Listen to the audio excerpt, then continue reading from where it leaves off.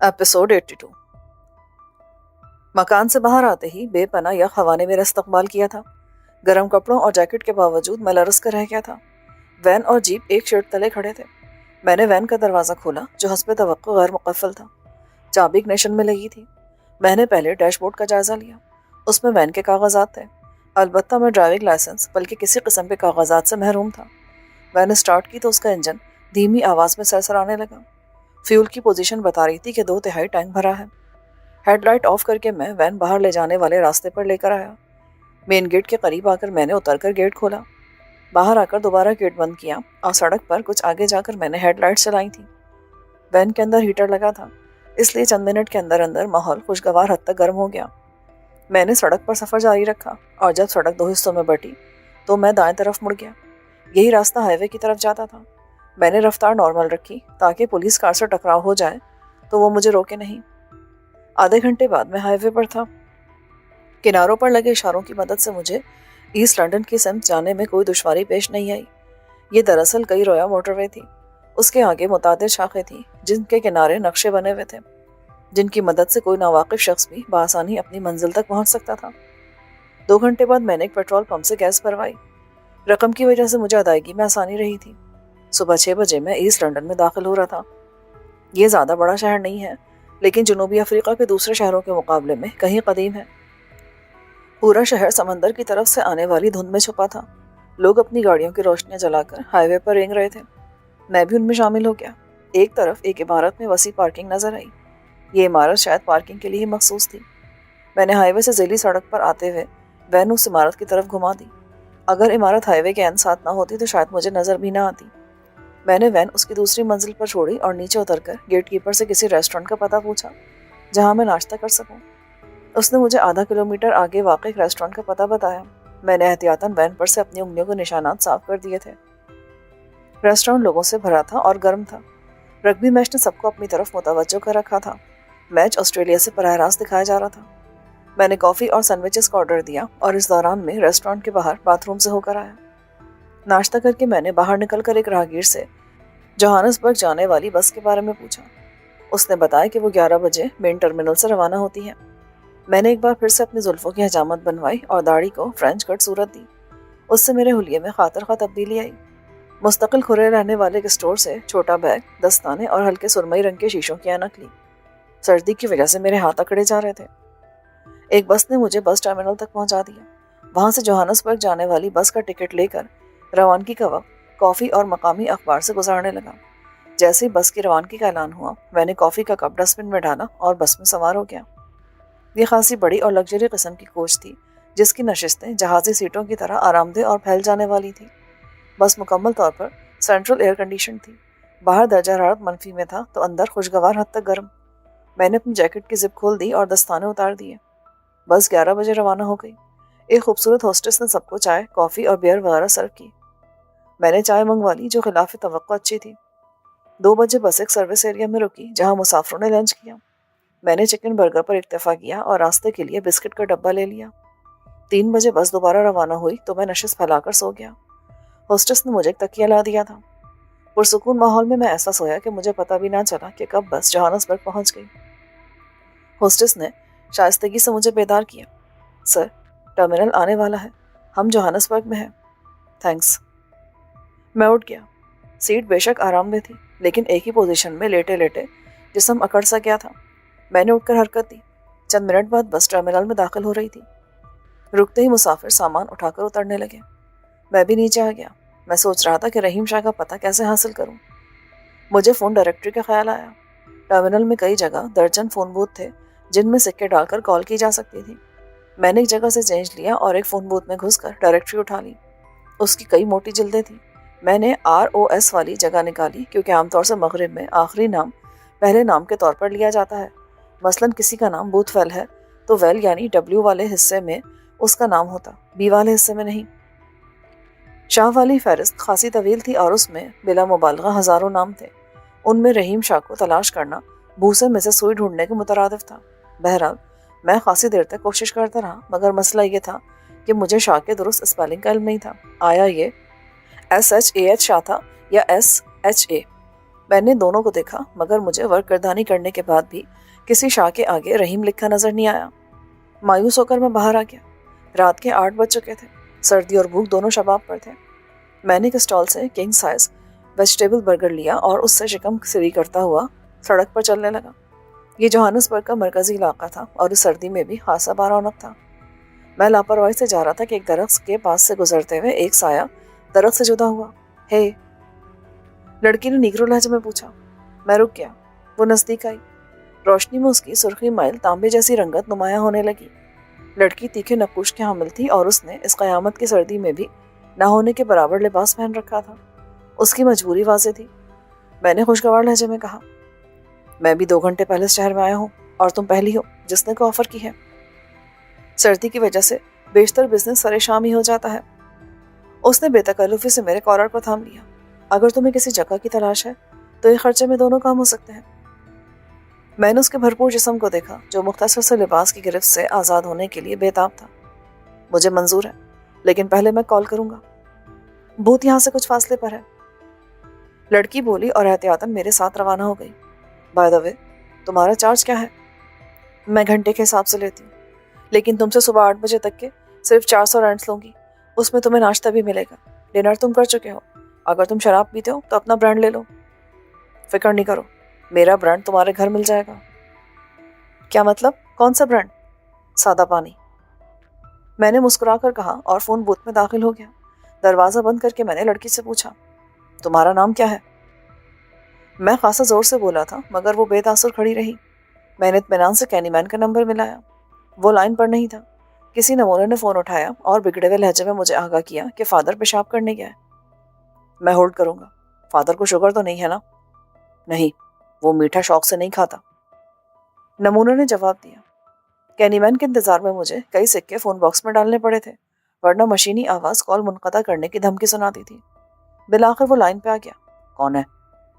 تمہارا ایک پرانا غم خوردہ جس نے جب بھی تمہارے آدمیوں پر بھروسہ کیا ہمیشہ ہی دھوکہ کھایا۔ نام مت لینا۔ کہاں تم؟ یہ مت پوچھو۔ میں نے تمہیں کام کہا تھا۔ مجھے اس رحیم شاہ کا پتہ چاہیے جو جانی والٹر کے بیٹے کے مینیجر گل خان کا دوست تھا۔ جب گل خان کا خاندان آتش زدگی میں مر گیا تھا تو اس نے اس کے بچ جانے والے واحد بیٹے کی دیکھ بھال کی تھی۔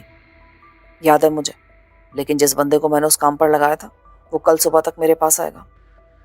تب میں صبح 10 بجے کال کروں گا۔ مجھے رحیم شاہ کا پتہ بہر صورت درکار ہے۔ رحیم شاہ تمہارا؟ کینی مین نے کہنا چاہا لیکن میں فون رکھ چکا تھا۔ لڑکی دونوں ہاتھ بغلوں میں دیے کھڑی تھی۔ میں نے اسے افسوس سے دیکھا۔ وہ زیادہ سے زیادہ 19 برس کی تھی اور اس نے کمائی کے لیے یہ راستہ اختیار کیا تھا۔ تمہارا ٹھکانہ کہاں ہے؟ آؤ میرے ساتھ، زیادہ دور نہیں ہے۔ وہ قدم بڑھاتے ہوئے بولی، کیا تم سچ میں سادہ پانی کے علاوہ کچھ نہیں پیتے؟ یہ سچ ہے، لیکن شراب کی حد تک، ورنہ چائے، کافی، سافٹ ڈرنک اور جوس وغیرہ سب پی لیتا ہوں۔ لڑکی نے مجھ سے 400 رینٹس مانگے تھے جبکہ اس میں سے نصف میں کسی بھی مناسب ہوٹل میں کمرہ مل سکتا تھا، لیکن میں دکھانے کے لیے کاغذات کہاں سے لاتا؟ یہ لڑکی جہاں لے جا رہی تھی وہ جگہ بھی رات گزارنے کے لیے غنیمت تھی، ورنہ سردی کے عالم میں کسی کھلی جگہ رات گزارتا تو صبح میری اکڑی ہوئی لاش ملتی۔ دیکھو، میں پہلے بتا دوں، کوئی جھگڑا نہ ہو، میں عورت کے چکر سے بچتا ہوں۔ تم فکر مت کرو، وہ ہم جیسی لڑکیوں کا ہاسٹل ہے جسے ایک عورت چلاتی ہے۔ وہ کسی بھی جھگڑے سے گریز کرتی ہے۔ ہم لڑکیاں بھی جھگڑالو مرد لانے سے گریز کرتی ہیں۔ کیا میری شکل پر لکھا ہے کہ میں شریف ہوں؟ میں نے زندے میں ایک چیز سیکھ لی ہے، ایک نظر میں مرد کا ٹائپ بھانپ جاتی ہوں۔ وہ تلخی سے بولی، اتنی خود اعتمادی اچھی نہیں ہوتی۔ ہاں، لیکن میں اچھے برے کا سوچنا بہت پہلے ترک کر چکی ہوں۔ وہ مجھے چھوٹی عمارت تک لائی۔ عمارت تو خاصی بڑی تھی مگر ارد گرد کی آسمان سے باتیں کرتی عمارتوں کے درمیان چھوٹی سی لگ رہی تھی۔ 4 منزلہ عمارت میں لڑکی کا کمرہ آخری منزل پر تھا۔ دروازے پر پہنچ کر میں نے اس سے نام پوچھا۔ اس نے دروازہ کھولا۔ تم مجھے میری کہہ سکتے ہو۔ میں اندر آیا۔ گڈ میری، بات یہ کہ میں فی الحال چند گھنٹے سونا چاہتا ہوں۔ وہ ذرا مایوس ہوئی۔ سو جاؤ، میں بھی تھکن دور کر لوں گی۔ دوسری بات یہ کہ مجھے بیدار مت کرنا ورنہ میرا موڈ خراب ہو جائے گا، میں خود ہی اٹھ جاؤں گا۔ لگتا ہے تم صرف سونے کے لیے آئے ہو۔ اس کا موڈ ابھی سے خراب ہو گیا تھا۔ یہ چھوٹا سا اپارٹمنٹ 2 کمروں پر مشتمل تھا، ایک بیڈ روم اور ایک نشستگاہ جہاں فرش پر قالین بچھا تھا۔ میں نے اس سے کہا، مجھے ایک تکیہ اور چادر دے دو، میں یہیں لیٹ جاؤں گا۔ میرے پاس بیڈ بڑے سائز کا ہے، تم آرام سے سو سکتے ہو۔ سوری، میں سوتے میں ہاتھ پیر بہت چلاتا ہوں، تمہیں پریشانی ہوگی اس لیے مجھے یہیں سونے دو۔ ٹھیک ہے، اگر تم کہو تو چائے بنا دو۔ کیوں نہیں، نیکی پوچھ کر نہیں کرتے۔ کیا مطلب؟ مطلب کو چھوڑو، بس چائے بنا لاؤ۔ میں نے جیکٹ اتار کر ایک طرف ڈال دی۔ یہ عمارت سینٹرلی ہیٹڈ تھی۔ اندر سے درجہ حرارت ایسا تھا کہ آدمی عام سے کپڑوں میں بھی رہ سکتا تھا۔ اندر آتی میری نے اپنی وگ اور چمڑے کے لانگ شوز اتار دیے تھے۔ اس کے علاوہ اس نے مختصر سی بنیان اور شاید 6-7 انچ لمبا اسکرٹ پہن رکھا تھا۔ وہ بلا شبہ بے پناہ جسمانی حسن رکھتی تھی۔ واش روم سے آ کر اس نے چائے کا پانی رکھا۔ مختصر سا کچن اس کمرے کے سامنے ہی تھا۔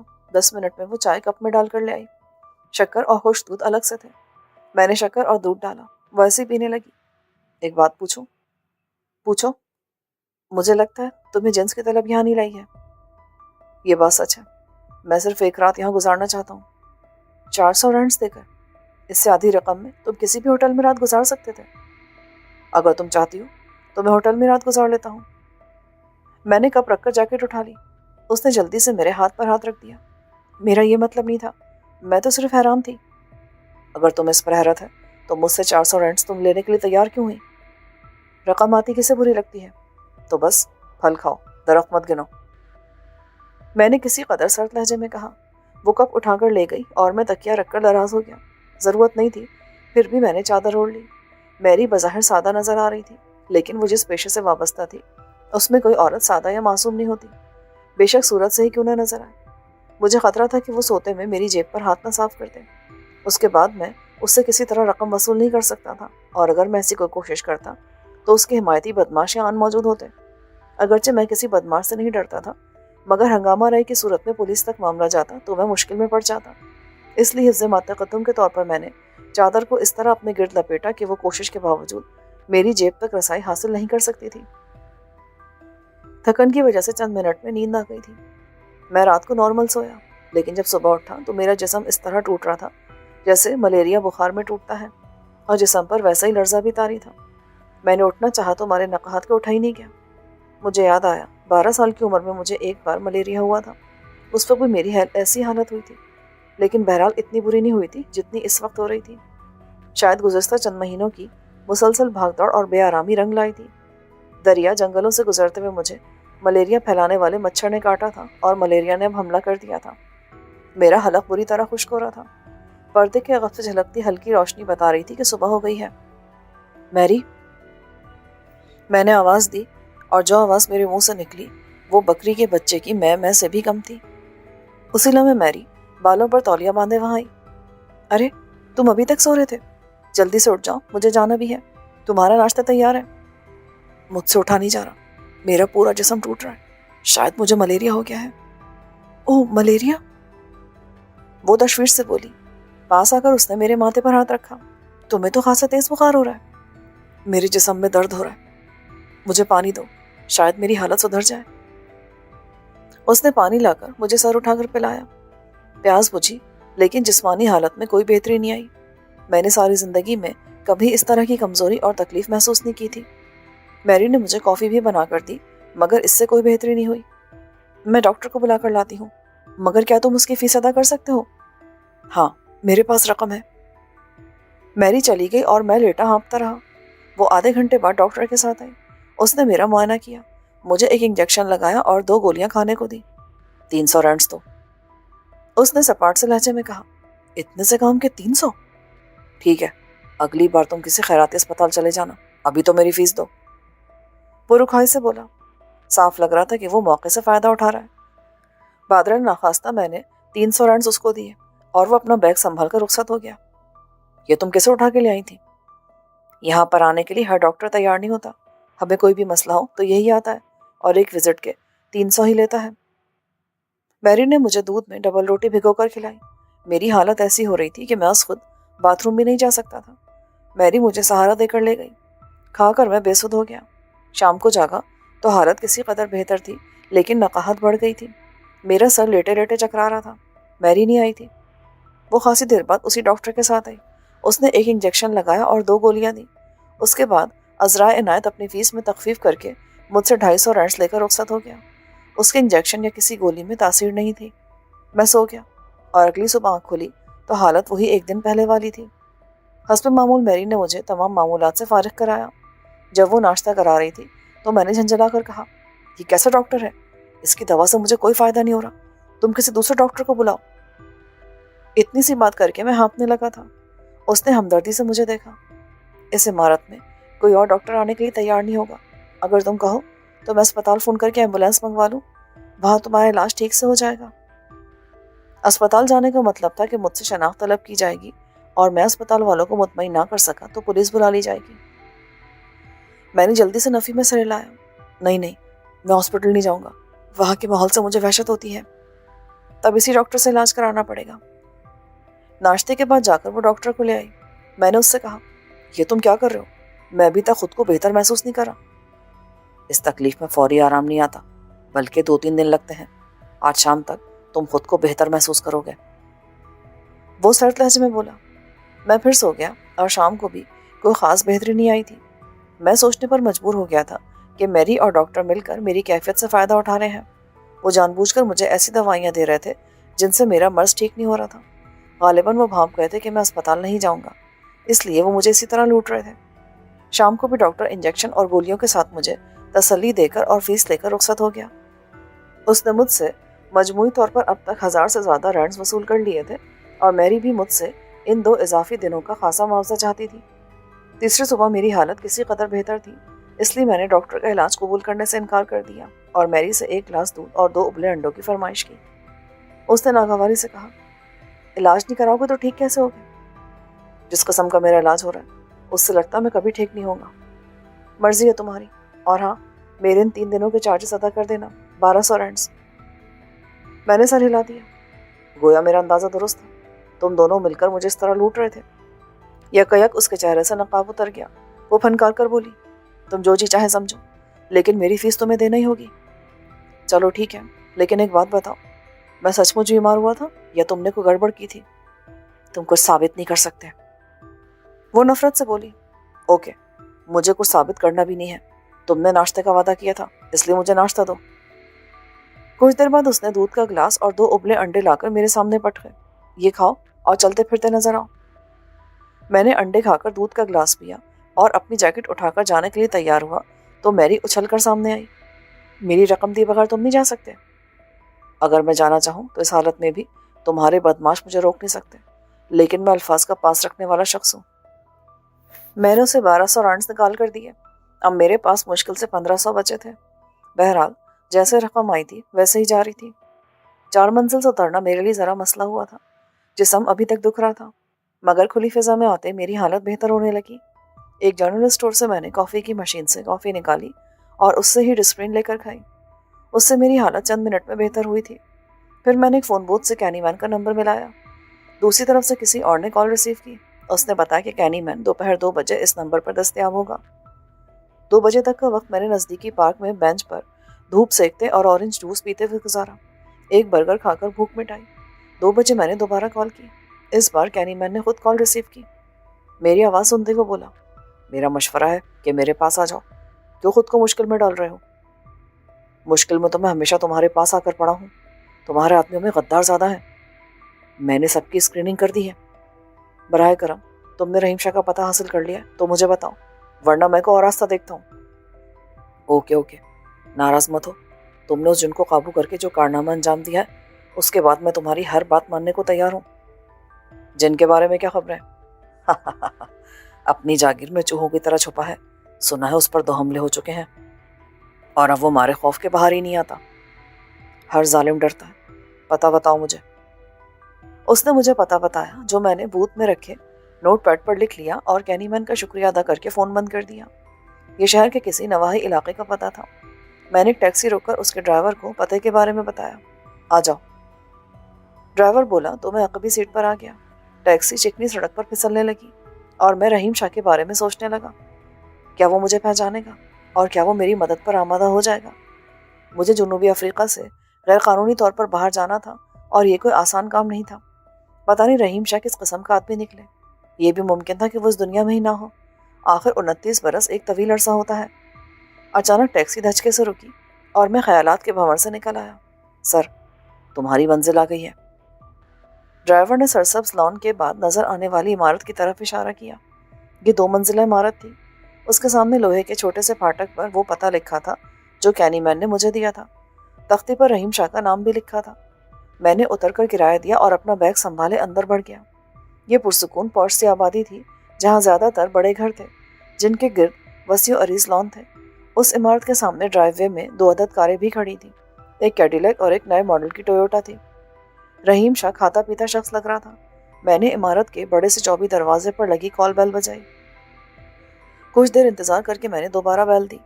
दरअसल मैं बेचैन हो रहा था, वरना इतने बड़े मकान में किसी को दरवाजे तक आने में कुछ वक्त तो लगता। दूसरी बार बेल बजाकर मैंने ज़्यादा देर इंतजार किया।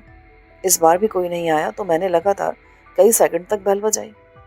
मुझे दरवाजे पर खड़े 10 मिनट होने को आए थे।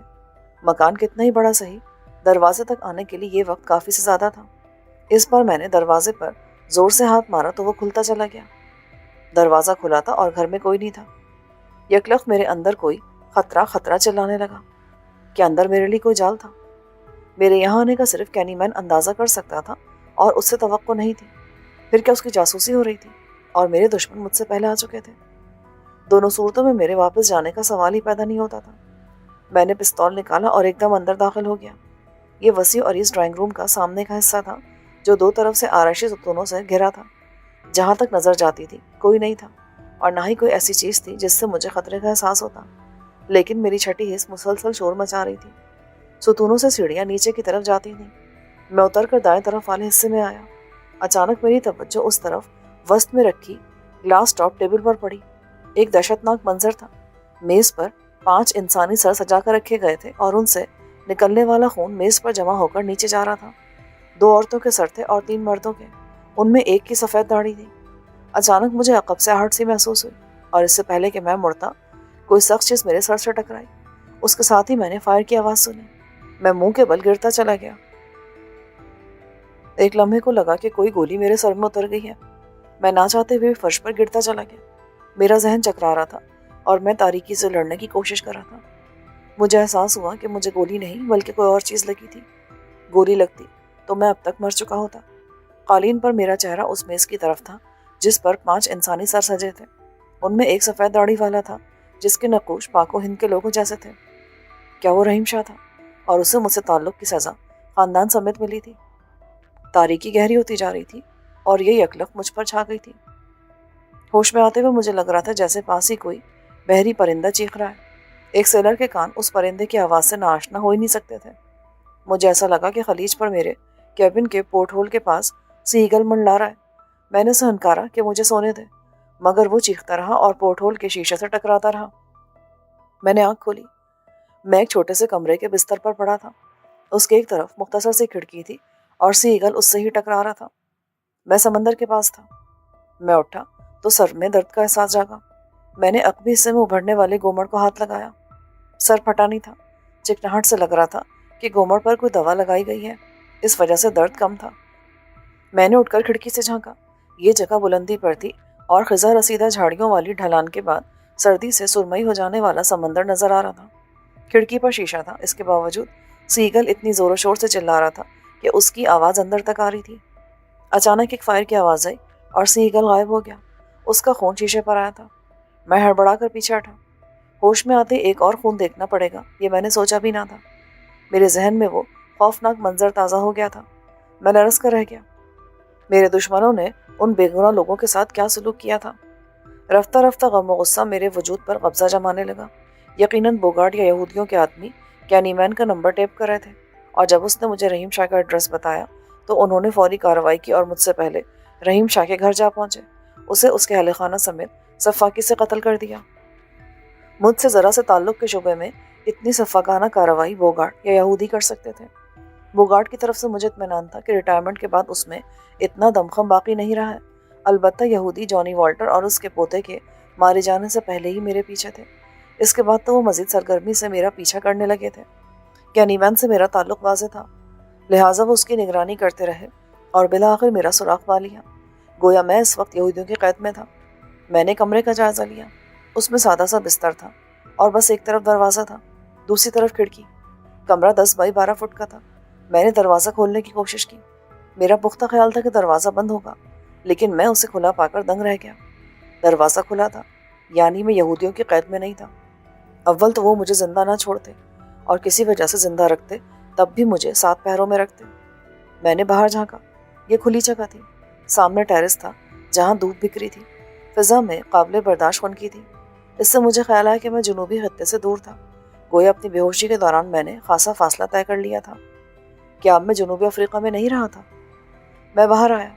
یہ کمرہ اور ٹیرس کسی مکان کے بلند ترین حصے پر تھا۔ ٹیرس سے ایک طرف سنگی سیڑھیاں نیچے جا رہی تھیں۔ میرے جسم پر صاف ستھرا گرم لباس تھا، اس لیے مجھے خنکی بھی بھلی لگ رہی تھی۔ میں نے نیچے اترنے سے پہلے نیچے جھانکا۔ ٹیرس کے 3 طرف کی چھتیں نکلی تھیں اور چوتھی طرف کمرہ تھا۔ 3 طرف کے منظر سے میں نے اندازہ لگایا کہ میں کسی جزیرے پر تھا۔ 3 طرف سے یہ کوئی نصف مربع میل کا جزیرہ لگ رہا تھا، سرسبز و شاداب۔ میں سیڑھیوں سے اترا تو اس طرف کپریل تلے مغرب کے رخ پر ایک اور ٹیرس تھا اور وہاں جان گرے موجود تھا۔ جب میں نے کمرے کا دروازہ کھلا پایا تھا تبھی مجھے لگ رہا تھا کہ عنقریب میرا سامنا جان گرے سے ہونے والا ہے، اس لیے اسے دیکھ کر مجھے زیادہ تعجب نہیں ہوا۔ اگر میں جان کے پاس تھا تو رحیم شاہ اور اس کے خاندان کے ساتھ اس وحشیانہ صفاقی کا مظاہرہ کس نے کیا تھا؟ کیا جان گرے نے؟ وہ مجھے دیکھ کر مسکرا دیا۔ خاصے عرصے بعد وہ اپنے مخصوص عیاشانہ انداز میں نظر آیا تھا، یعنی اس کے سامنے میز پر شراب اور جام تھے اور نزدیکی کاؤچ پر ایک حسین عورت اوندھے منہ لیٹی تھی۔ اس کے جسم پر ایک معمولی نکر کے سوا کچھ نہ تھا۔ وہ سنبات لے رہی تھی۔ جان میرے تاثرات سے بھانپ گیا تھا۔ شاید تم یقین نہ کرو، وہ میرا یا میرے آدمیوں کا کام نہیں تھا۔ ہمیں پہنچنے میں ذرا تاخیر ہوئی، ورنہ ہم تمہارے ساتھ انہیں بھی بچا لیتے۔ کیا تم یہ بتانے کی کوشش کر رہے ہو مجھے کہ اس صفاقی میں تمہارا ہاتھ نہیں تھا؟ بتا نہیں رہا، حقیقت یہی ہے۔ رحیم شاہ کے گھر قتل و غارت گری مقامی جیوش کونسل کے ایجنٹس نے کی تھی۔ وہی اس قتل عام کے ذمہ دار ہیں۔ جس وقت تمہیں بے ہوش کیا گیا اس وقت ہم وہاں پہنچے تھے۔ تمہارے سر پر رائفل کا دستہ مارنے والے کو میں نے خود شوٹ کیا تھا۔ مجھے یاد آیا کہ بے ہوش ہوتے وقت میں نے فائر کی آواز بھی سنی تھی، اور اس کے بعد مجھے یہاں لے آئے۔ کون سی جگہ ہے یہ؟ جنوبی افریقہ کی سمندری حدود میں شمال کی جانب ایک جزیرہ ہے۔ بیٹھ جاؤ، میں تمہیں ساری کہانی سناتا ہوں۔ جب تم چپکے سے نکل بھاگے تھے مجھے معلوم تھا تم رحیم شاہ کی تلاش میں جاؤ گے۔ میں تنبہ خود رہ گیا تھا۔ یعنی تم میری اصل کہانی سے واقف ہو؟ پہلے نہیں تھا، تم سے دوبارہ ملنے کے بعد جب میں نے چھان بین کرائی تب یہ بات سامنے آئی۔ میں اس کے پاس کرسی پر بیٹھ گیا۔ مجھے رحیم شاہ کے مرنے کا افسوس ہے۔ یہودی ہمیشہ سے درندے رہے ہیں، اس جنگ سے ان معصوم لوگوں کا کوئی تعلق نہیں تھا۔ مجھے بھی افسوس ہے، اور یہودیوں کے بارے میں تمہارے خیالات سے متفق ہوں۔ براہ کرم مجھے خوش کرنے کے لیے جھوٹ نہ بولو، ان درندوں کی پشت پناہی تم ہی لوگ کرتے ہو۔ سب لوگ ایک جیسے نہیں ہوتے۔ جان گرے نے جام سے گھونٹ لیا۔ اس کی کھلی ران پر گولی لگنے والی جگہ ایک معمولی سی پٹی چپکی تھی، یعنی اس کا زخم تقریباً مندمل ہو گیا تھا۔ کچھ پیو گے؟ پیچھے کمرے میں فریج میں سافٹ ڈرنک اور جوس موجود ہے۔ میں اٹھ کر کمرے کے فریج سے ایک اورنج جوس کا ڈبہ لے آیا۔ اس جگہ بجلی تھی اور اس ٹیرس سے بھی مجھے جزیرہ لگا جو شاید اس ایک عمارت کو چھوڑ کر غیر آباد تھا۔ میرے دل نے جان کی وضاحت قبول کر لی تھی، پھر بھی میں نے اس سے بحث کی۔ کہاں تم لاچاری کے عالم میں اسٹین کے گھر پڑے تھے، اور کہاں اتنی قوت سے رحیم شاہ کے گھر جا پہنچے کہ وہاں حملہ کرنے والے یہودی قاتلوں سے مجھے بچا لائے؟ میں جنوبی افریقہ میں بے یار و مددگار نہیں ہوں۔ یہ جزیرہ میرے اس دوست کا ہے جس کی مدد سے میں نے تمہیں بچایا تھا۔ ایسا دوست اچانک کہاں سے پیدا ہو گیا؟ پیدا تو خیر کافی عرصے پہلے ہو گیا تھا، مگر اسے میرے حالات کا پتہ نہیں تھا۔ بہرحال میں نے اسٹین کے گھر سے کال کی تو 12 گھنٹے کے اندر وہ مجھے وہاں سے نکال لایا۔ گویا تم آرگنائزیشن سے ابھی تک دور ہو؟ ہاں، میرے واقف کار اور ہمدرد ایگزیکٹو کونسل کو میرے حق میں ہموار کرنے کی کوشش کر رہے ہیں۔ مجھے امید ہے جلد مجھے میرا سابقہ مقام مل جائے گا، ورنہ ایک عدد خوبصورت تابوت۔ جان مسکرا دیا۔ ہم جیسے لوگ مرنے کے بعد کے معاملات پہ غور نہیں کرتے۔ تمہارا دوست کون ہے؟ ظاہر دولت مند آدمی ہے، ورنہ اس قسم کے جزیروں میں آبادی سے دور رہنا آسان نہیں ہے۔ بے پناہ دولت مند ہے، اس کا باپ اس کے لیے سونے کی کانیں چھوڑ کر مرا تھا۔ یہ جزیرہ بھی اسی کی ملکیت ہے۔ اس جزیرے پر اس نے اپنا شکار کا شوق پورا کرنے کے لیے طرح طرح کے جانور اور پرندے پال رکھے ہیں۔ سمندر میں وہ خونخوار شارک مچھلیوں کا شکار کرتا ہے۔ ڈیوک کو دنیا میں 2 ہی شوق ہے، دولت کمانا اور شکار کرنا۔ مجھے مارے جانے والا سیگل یاد آیا۔ شاید تمہارے دوست نے اس سیگل کو اپنی رائفل کا نشانہ بنایا تھا جو میرے کمرے کی کھڑکی کے باہر شور مچا رہا تھا۔ اس کا نشانہ بھی غضب کا ہے۔ اس وقت وہ اپنی اس حویلی سے فرلانگ بھر دور ہے، وہیں سے اس نے سیگل کو نشانہ بنایا ہوگا۔ فرلانگ دور سے اڑتے سیگل کو؟ ناممکن۔ وہ ایسے ہی ناممکن کو ممکن کر دکھانے والا شخص ہے۔ ڈنر پر تم مجھ سے ملو گے؟ میں نے ایک نظر اریاں لڑکی کو دیکھا. اس کے بال اخروٹی رنگ کے تھے. تم کہہ رہے ہو کہ یہ جزیرہ جنوبی افریقہ کی سمندری حدود میں ہے، لیکن کیا معمولی سے سردی ہے؟ یہ درست ہے. دراصل اس جزیرے کے ارد گرد سے گرم پانی کی خلیجی رو گزرتی ہے. اس کی وجہ سے اس جزیرے پر معتدل سے سردی پڑتی ہے، ورنہ اس سے صرف 100 میل دور ساحل پر اس وقت درجہ حرارت 0 کے آس پاس ہے، جبکہ یہاں 20 درجے سینٹی گریڈ سے زیادہ ہی ہے. اس سے ملو جینا. جان نے آواز دی تو میں دنگ رہ گیا. جینا کے بال سنہری مائل تھے. اس نے سر اٹھایا تو اس کی آنکھوں میں خمار جھلک رہا تھا. ہیلو ہینڈسم، تم کہاں غائب ہو گئے تھے؟ آدمی اپنی قسمت سے بچ کر کہاں جا سکتا ہے؟ بائی دی وے، چند دن پہلے تمہیں ہائپوتھرپیا ہو گیا تھا، اس لیے احتیاط کرو. یہاں تو بہت شاندار موسم ہے. اس نے جان بوجھ کر کروٹ لی اور کاؤچ پر چت لیٹ گئی. میں بے اختیار اسے نظریں چرانے پر مجبور ہو گیا. کپڑے پہنو نہ پہنو فرق نہیں پڑتا. پڑتا ہے مس جینا، اس ٹائم جیسے لوگ ہر جگہ مل جاتے ہیں. مجھے کسی کی پرواہ نہیں. میرا محافظ جان گرے ہے. اچھی بات ہے. جان، میں کتنی دیر بے ہوش رہا؟ 12 گھنٹے سے زائد. آج صبح تم یہاں لائے گئے تھے. ڈاکٹر نے تکلیف کے پیش نظر تمہیں نیند کا انجیکشن دے دیا تھا، اس وجہ سے تم سوتے رہے. توانائی بحال رکھنے کے لیے ڈرپ کے ذریعے گلوکوز اور طاقت کے ادویات بھی دی گئی تھیں. تبھی میں خود کو معمول کے مطابق محسوس کروں. ڈاکٹر آنے والا ہوگا، تمہارا معائنہ بھی کرے گا. چند منٹ بعد ایک دبلا پتلا اور طویل قامت سے افہام اوپر آیا. اس نے مخصوص میڈیکل باکس اٹھا رکھا تھا. Hello master, good afternoon. John نے منہ بنایا. اپنا کام کرو. اس نے اپنی دائران سیاہ فام کے سامنے پھیلا دی. ڈاکٹر نے اس کے زخم سے پٹی اتاری. نیچے زخم کے گرد مخصوص کھرن نمودار ہو رہا تھا. اس نے خشک پاؤڈر چھڑک کر زخم پر دوبارہ پٹی باندھ دی. بس 2 دفعہ اور پٹی کرانی ہوگی، اس کے بعد آپ کا زخم بالکل ٹھیک ہو جائے گا. اسے چیک کرو اور دفعہ ہو جاؤ. جان گھرایا. وہ اپنے پہلے والے موڈ میں آ گیا تھا. اس کی ضرورت نہیں ہے، البتہ کھانے کے لیے کچھ منگوا سکتے ہو تو منگوا لو. میں نے انکار کیا. جان نے تپائی پر رکھا چھوٹا سا واکی ٹاکی اٹھایا. کیا کھاؤ گے؟ کچھ بھی مل جائے. اگر تلی ہوئی مچھلی اور ٹمیٹو ساس کے ساتھ آلو کے قتلے مل جائیں تو کیا ہی بات ہے. اس نے واکی ٹاکی پر کسی کو آرڈر دیا. دونوں چیزیں 20 منٹ میں پہنچ جائیں اور اس کے بعد کافی.